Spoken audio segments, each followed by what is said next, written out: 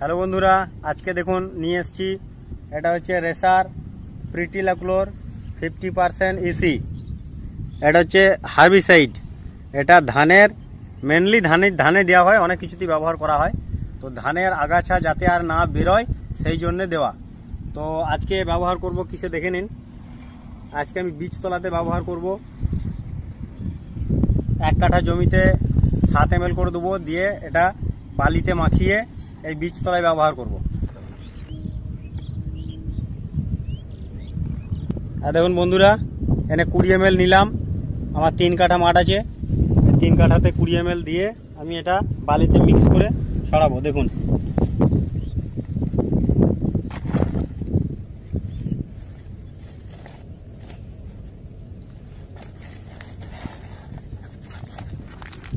দেখুন বন্ধুরা, এটা মিক্স করার পদ্ধতিটা দেখে নিন।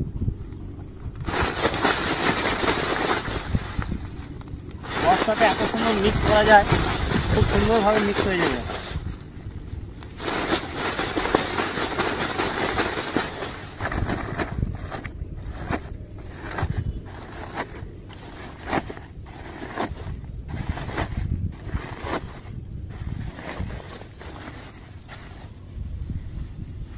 দেখুন এই বালিতে দিয়ে এরকম ভাবে ছড়িয়ে দেবো, তাহলে বীজতলাতে আর কোনো নতুন করে আগাছা জন্মাবে না।